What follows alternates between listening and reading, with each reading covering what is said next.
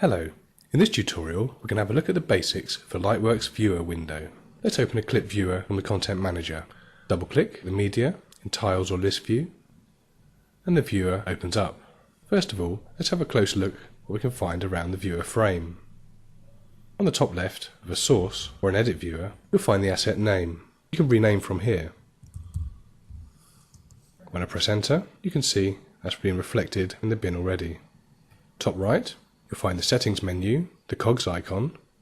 Click that to perform functions such as track grouping, making subclips, export the asset, locate it in the bin, relink.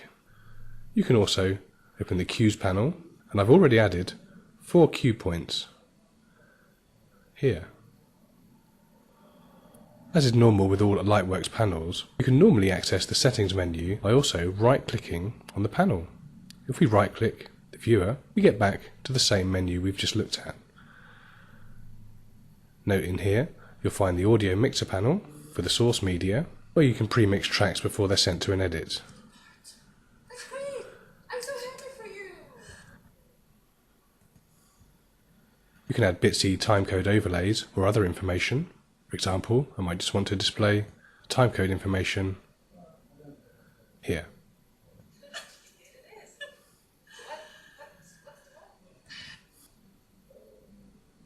And also, the video analysis tool can be opened to check the Y waveform and the color vector scope.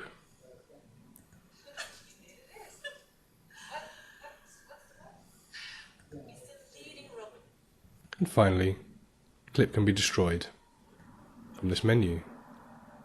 We don't want to do that for the moment. The pin will pin the viewer in place on your Lightworks desktop. I can't move it now.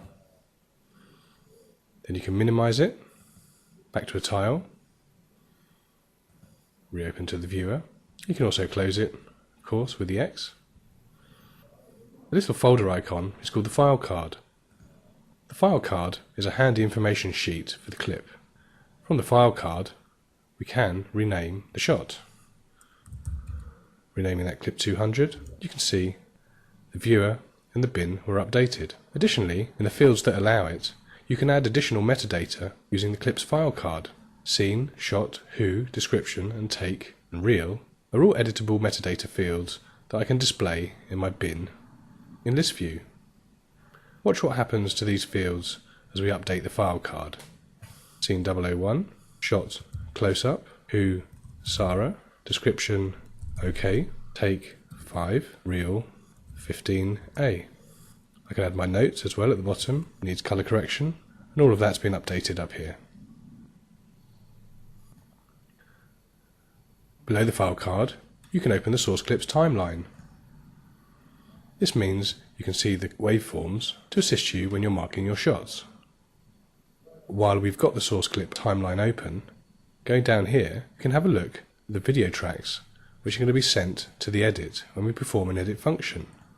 So these tracks can be turned on and off, whether here or on the source clip timeline, will achieve the same result.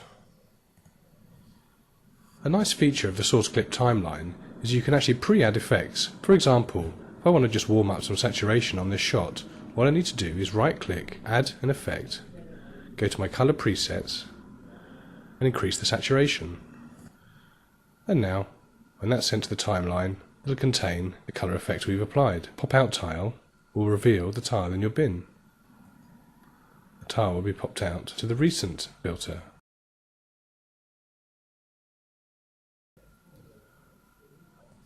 And below this is the Make Subclip button. You can make subclips from cue points or from a marked parked range. Now I've put the cue points in the media, I hit Make Subclip, make the subclips based on these cue points. I hit yes, I'll accept that. The subclips are made and revealed in the subclip filter in the bin. Subclips have a little blue ribbon on them. On the bottom left, you have your timecode panel. You can drop this down.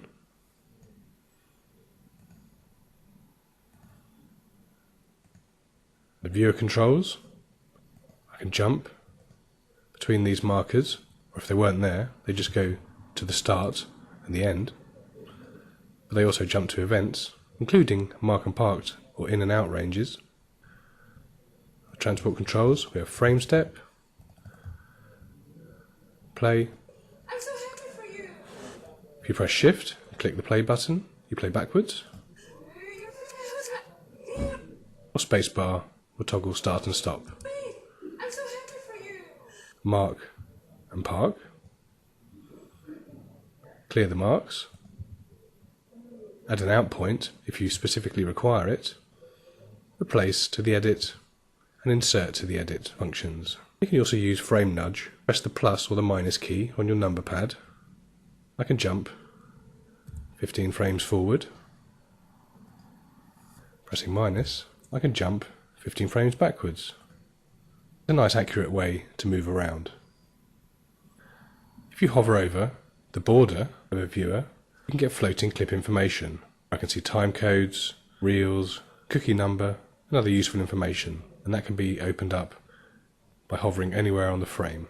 We hope that's helpful. Thanks for watching.